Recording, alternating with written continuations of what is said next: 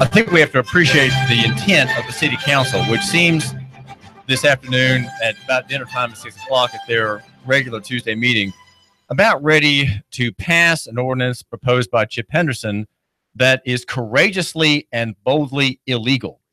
And I think it's valuable to understand their motives, the motives of the members who will support Chip Henderson's plan, which is a second effort after the first attempt to regulate the internet economy fell down harshly on its face, abruptly on its face. Perhaps in the time between this vote tonight and that some time ago, there will be some consideration of the real merits of his map. Maps are an instrument of domination. Maps are an instrument of sovereignty in a lot of ways. They are an instrument of control. Emperors, empires, invaders love maps. They love to show that we need to expand our country because we're surrounded by enemies. And look at all the vast fields to the east, fields in which we can build cities and grow crops and run windmills and build factories. And to the west, well, there are cities there. There are ports there. Look, if we expand to the west, we have this port here, and we can increase our trade and commerce in our country. Maps are a way in which people sort of own the thing that they're looking at and own the lands, the farms, the cities, the houses, the apartment complexes, and other amenities of civilization that are on the map. Sometimes if the map is large enough scale, you can see individual buildings and lines showing individual lots of purported owners. Maps are a way of control. And here, City Council has a map of the city, which, of course, it governs under a charter from the Tennessee General Assembly under the Constitution and under the permissions of statute. And it has that domain. And so now it's drawing a map within the map. And that is one that Chip Henderson has proposed. And the council members have debated on what areas of Chattanooga to include in the map. The map is for a new domain, a new area of permission, an area of license that will let people who live in that zone within the favored area, the area under conquest, if you will, to have, by our leave and permission, by our grace, the means to make a living from their houses with short-term vacation rentals through internet platforms such as Airbnb, that being the most popular, but there are about a dozen others and probably even more that are not as popular or not as well known, but which are there to provide a service that is connecting owners of houses, private houses, with travelers who want to come to Chattanooga. Now, in the past couple of weeks, there has been raised a flag, a red flag, like the sailor on the deck of the aircraft carrier waving certain flags in certain combinations to wave off a jet trying to land, saying the wind is bad, the ship is tilting, try it again, don't land now. And these people, Mike Mallon, representing as a lawyer, one of the complainants, that being GPS, the Girls Preparatory School, and two Episcopal schools have raised a red flag, again, sharing in an attitude of fear. But these parties, these three, have been explicit in their condemnation of people coming to Chattanooga. They have condemned them as a class, saying that there might be rapists among the visitors, there might be child molesters, there might be child pornographers, there might be kidnappers, maybe murderers, possibly thieves and burglars will be coming in the Airbnb network to land here for a few days on vacation and do a little bit of extracurricular burgling in the wealthy houses surrounding the Airbnb home, which they have rented. That is the threat and fear imposed upon the public mind. And it's nourished by things that councilmen such as Darren Ledford have been asking constituents. He says with me in an interview that every person with whom he talked about short-term vacation rentals was wary about it. Everyone, to a man or to a woman, said, well, I don't think I like that. I don't think I like my neighbors doing that. That just makes me uncomfortable. That's what they told him, right? They barely understood it, didn't really follow the news, didn't know that was an important marketplace development. And so Darren Ledford got an earful of opposition. So he, a conservative, a conservative, we're supposed to understand, is now has made no objections to the proceedings in city council, and so he now is preparing to be courageous, probably with the others. Now, I'm not current on his thinking, but if assuming there's a sort of stasis in his presuppositions about what's right, and his job as councilman to reflect the constituency, he's probably going to vote for the Chip Henderson map and the others as well. Both the liberals, the doctrinaire, the doctrinaire plantation liberals such as Dr. Carol Burrs, and even conservatives such as Ken Smith will probably not going to stand against the interposition and the intervention in the marketplace by the city corporation. That is to say, the city of Chattanooga. The vote is tonight at 6 o'clock at the 6 o'clock meeting. There is likely to be some discussion about this ordinance at a zoning committee meeting, which takes place at 3. And my name is David Tulis, and I'm glad to give you the best of our insight into this situation. There are many things happening today around Chattanooga and a great deal in the news. And most importantly, today, we have a farmer, from Sand Mountain, going to give us the riveting details about cattle, chickens, and tomatoes. He's involved in that and is at the farmer's market. And, in my argument about local economy, in a way, that's more important than the abuses that city council is planning upon entering in courage, right? The farmer's courage, the local economy, the local food argument has a courage of its own. And I think in many ways will affect greater good than the city council pretends to be involving itself in his map. The map by Chip Henderson has several faults, and so does the Donna Williams surveillance apparatus plan. She is in charge of economic development for Mayor Burke, and her whole discussion 2 Tuesdays ago was about surveillance and enforcement. The whole thing was about that, and I'm asking myself, is this not just typical of Democrats to think that somehow we're going to have economic development by enforcement actions, administrative hearings, prosecutorial hearings in sessions court, and finally lawsuits in chancery where it needs to go to circuit, suits in circuit condemning as criminal acts, as civil violations, right, as quasi-criminal, quasi-civil violations by reluctant homeowners who say, you can just go, where. I'm going to have an Airbnb rental in my house, and I don't care if I'm outside of your district. It's illegal and unconstitutional. And the homeowner is going to be right. The homeowner will be correct. The map is unconstitutional and illegal. And you know why. If you're just catching up on the argument and entering into this fray, you'll need to go to Nooganomics.com. Maybe at lunch when I'm not here, but you can get caught up by going to Nooganomics.com, the website for the man who matters.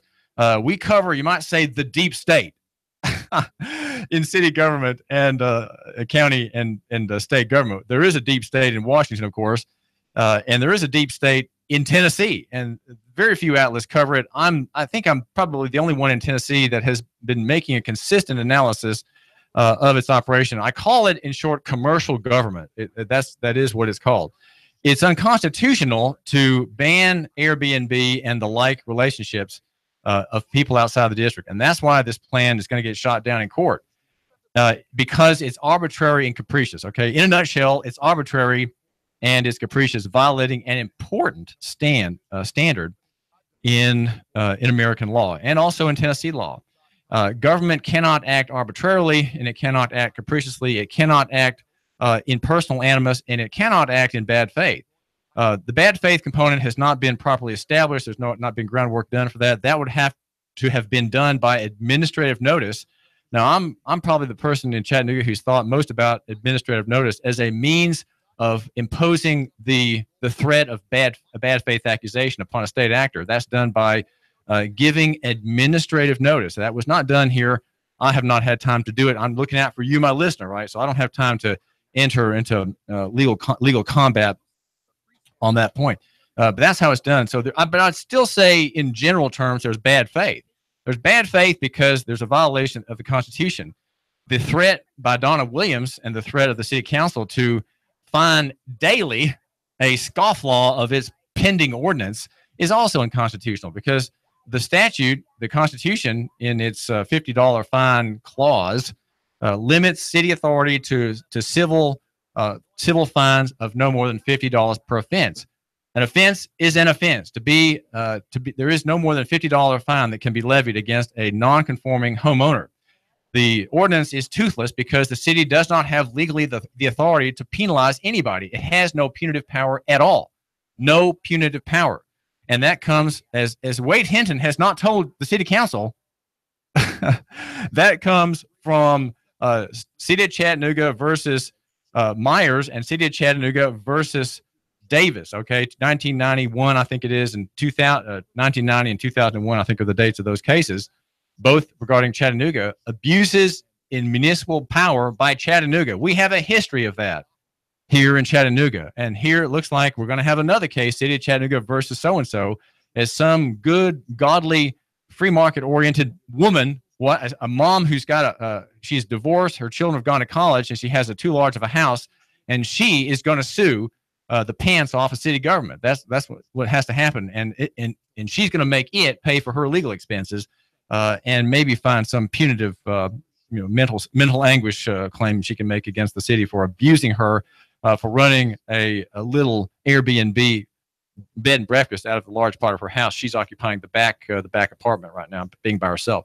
So that's what's going to happen.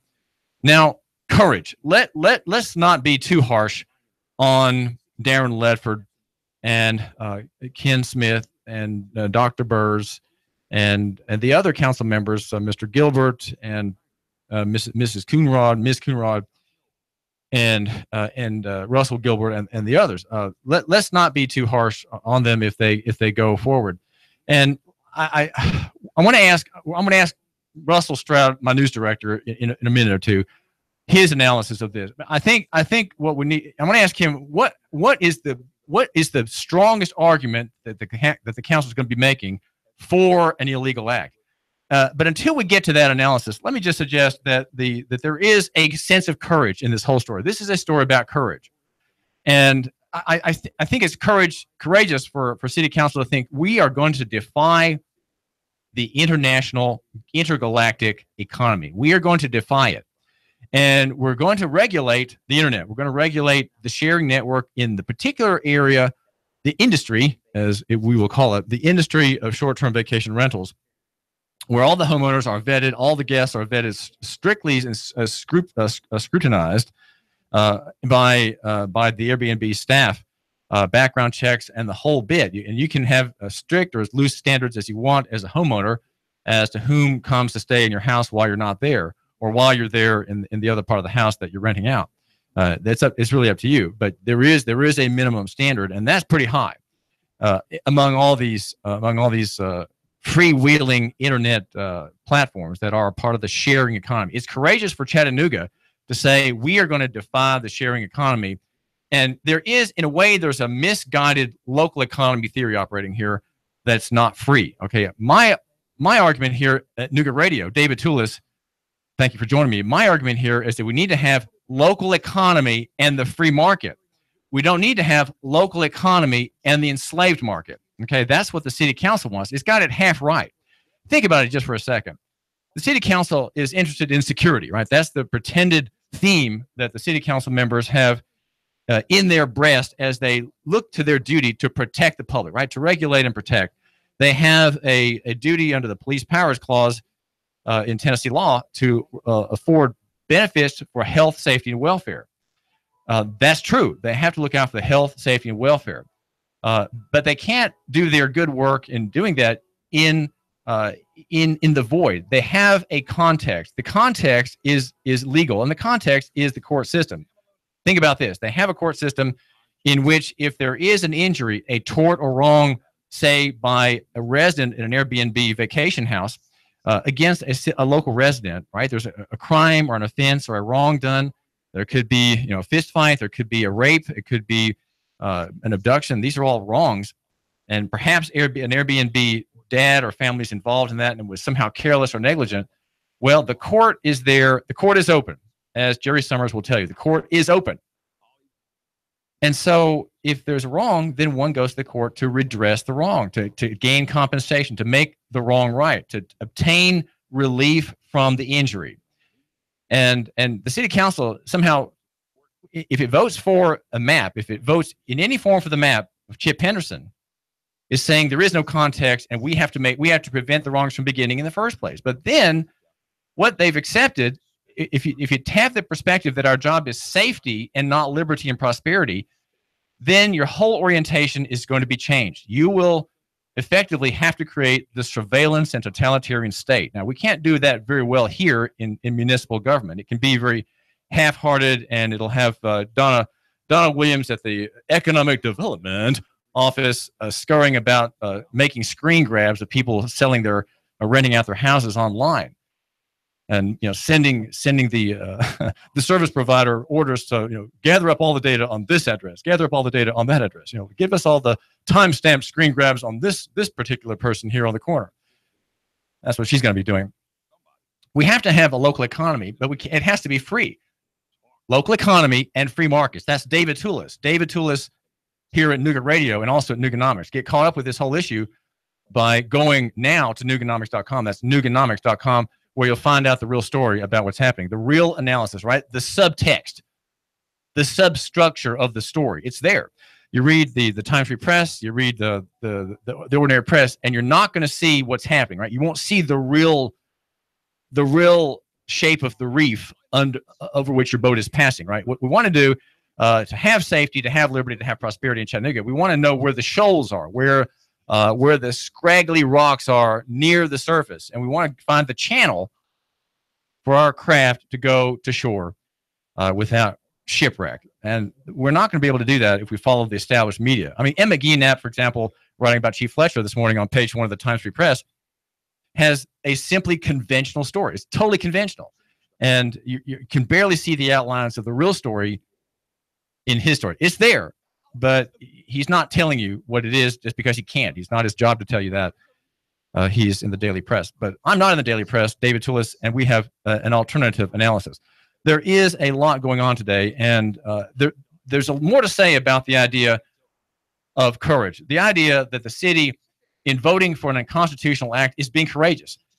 And think it almost warms my heart to think about this, that they're doing it for, in a way, a right motive. There's a right motive in doing this. And I'm going to ask Russell Stroud, our news director, on this point. How is it that we can see in the best of their argument? We're going to take the absolute best arguments that city council members have in their minds, and probably some good ones that we haven't even thought about or even heard about.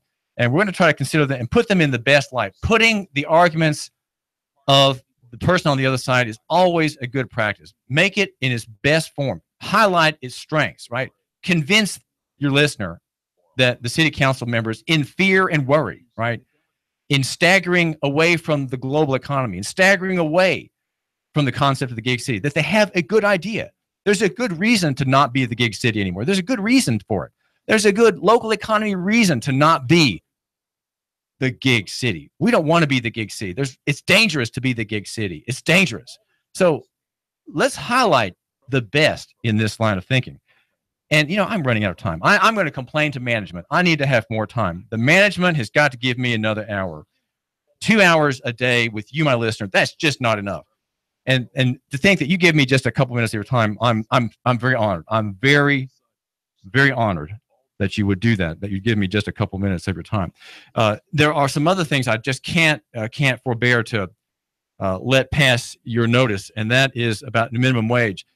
There is in Seattle a $15 minimum wage ordinance. Again, another lawless ordinance with a good intention. But the University of Wisconsin has put out a paper, according to Fox News Politics, that says that the minimum wage has boosted worker pay by 3%, but resulted in a 9% reduction in hours and a $125 cut to the monthly paychecks of people in the lowest ends. And the law cost the city 5,000 jobs. Minimum wage ordinance in a city will cost 5,000 jobs. Seattle, of course, much larger than ours. It was passed by the Seattle City Council and signed by Ed Murray, the mayor, in 2000. and 14 sold as a way to close the income equality gap. So you see, you have legislative and you have good intentions by your compulsory words.